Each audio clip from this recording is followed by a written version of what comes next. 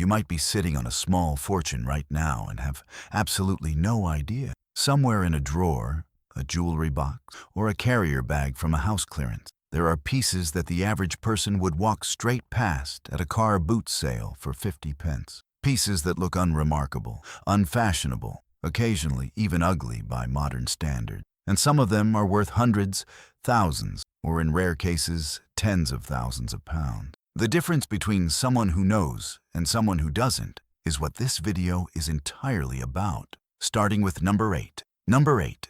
Victorian mourning jewelry. Black, heavy, sometimes set with a lock of someone's hair. To most people who encounter it at an estate sale or in a relative's belongings, Victorian mourning jewelry looks morbid, unwearable, and deeply unappealing. That's precisely why it gets left in boxes and sold for nothing. What the uninformed eye misses is that authentic Victorian mourning pieces, particularly those in jet, which is fossilized wood mined in Whitby on the Yorkshire coast, are increasingly rare and increasingly sought after by collectors worldwide. Genuine Whitby jet is lightweight, warm to the touch, and carries a history that antique dealers and auction houses treat seriously. A genuine Victorian jet mourning brooch in good condition can fetch between $200 and $1,500 at auction, depending on craftsmanship and provenance. If your grandmother left you something black and gloomy looking in a velvet box, have it looked at before you give it away. Number 7. Rolled gold pieces from the 1940s and 1950s. Rolled gold is not the same as gold plating. It's a process where a layer of gold is mechanically bonded to a base metal under heat and pressure, creating a bond that is significantly thicker and more durable than electroplating. Because the word gold doesn't appear prominently, and because the pieces look old-fashioned rather than luxurious, they get ignored at charity shops and car boot sales constantly. Brooches, lockets, and charm bracelets from this era in rolled gold can sell for $80 to $400, depending on maker marks and condition. Some pieces by known makers like Miracle or Exquisite carry stronger collector interest and push considerably higher. The shape and style won't win any modern fashion award. The history and the survival rate absolutely do. Number 6. Signet rings with family crests or unusual engraving. Plain signet rings look boring. Or a thick gold ring with a worn crest or a name etched into the face reads as old and unfashionable to most eyes. At a charity shop, it gets priced at $3 and sits in a tray for months. The reality is that a solid gold signet ring, even a small one in 9-karat gold, contains meaningful gold by weight, regardless of the engraving. A 9-karat gold signet ring weighing 6 grams contains about 2.25 grams of pure gold. At current gold prices, the melt value alone sits above $100. If the ring carries a notable family crest or bears a maker's mark from a known British goldsmith, the collector value can significantly exceed the melt value. Rings with armorial crests connected to traceable families attract specific buyers in the heraldry and genealogy community who pay well for provenance. The ugly engraving is the exact thing that makes it interesting. Before we continue, if this is already making you think about a specific piece, subscribe now, because the next video covers exactly how to get jewelry properly valued in the UK without being misled, and which auction houses actually specialize in pieces like these. That information is genuinely worth having. Number 5. Paste jewelry from the Georgian and Regency period. Paste is glass, specifically hand-cut glass set in silver or gold foil-backed settings to replicate the look of precious gems. The Georgians used paste extensively because fashionable women wanted to wear their best jewels safely while keeping originals locked away. Modern eyes see old glass in tarnished settings and assume it's worthless costume jewelry. Auction houses see a different thing entirely. Authentic Georgian paste pieces in their original settings, particularly those with closed-back silver settings and hand-cut stones, regularly sell for $300 to $3,000, depending on complexity and condition. The craftsmanship required to make these pieces by hand centuries ago is irreplaceable. The glass is not the point. The history of the glass is the point. Number 4.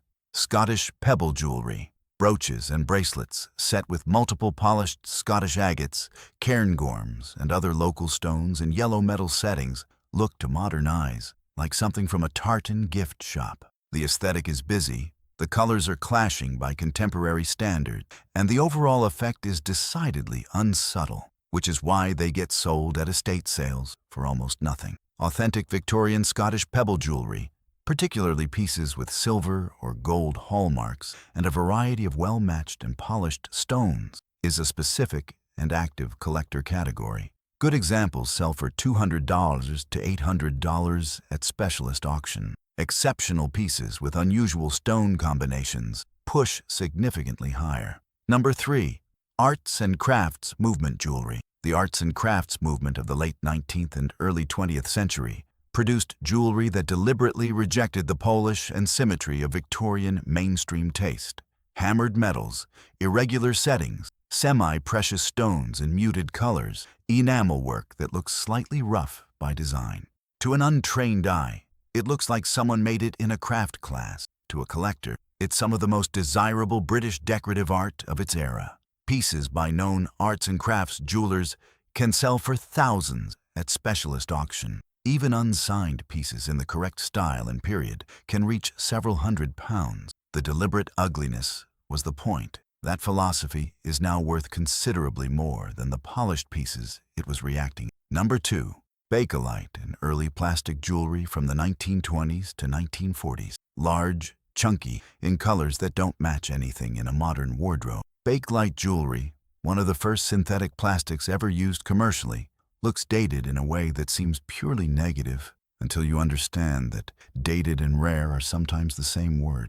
Authentic Bakelite has specific tests that can be performed at home, the hot water test and the Simichrome test, that distinguish it from later, less valuable plastics.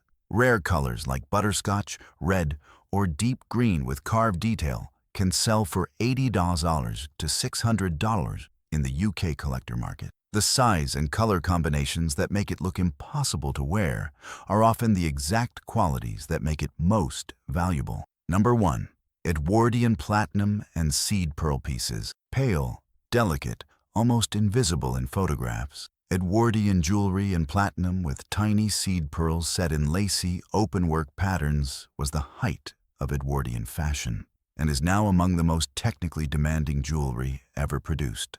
The fine platinum wirework required skills that few contemporary jewelers possess. The seed pearls, natural rather than cultured, came from sources that no longer supply at the same scale. Because the aesthetic is so far from contemporary taste, these pieces get overlooked constantly. A lace-like Edwardian platinum brooch with seed pearls in good condition can sell at auction for $800 to $8,000, depending on complexity, condition, and maker's mark. The fact that it looks like something a great-great-grandmother would wear is precisely the point. That great-great-grandmother had very good taste in a very expensive material. But here's the one that covers everything these 8 don't.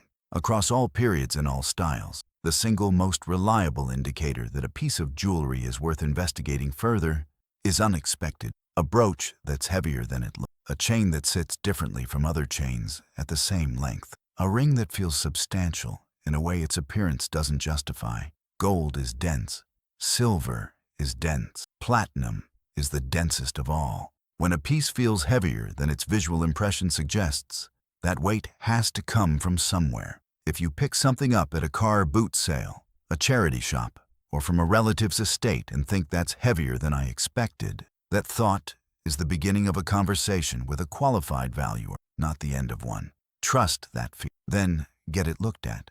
The jewelry industry makes its money on the pieces that look impressive. The collector market makes its money on the pieces that don't. Every expert valuer in this country has a story about something extraordinary that arrived in a carrier bag from a house clearance. The difference between that piece ending up at auction for thousands, ending up in a landfill, is one person pausing long enough to ask whether it might be worth knowing more. Be that person, because right now, somewhere in the UK, a piece on this list is sitting in a charity shop for $2, and someone is going to walk past it. Make sure it isn't you. Tell me in the comments if you own anything that fits one of these categories. And if this video made you look at something differently, share it with someone who's currently clearing out a relative's home. That share might be worth more than you think.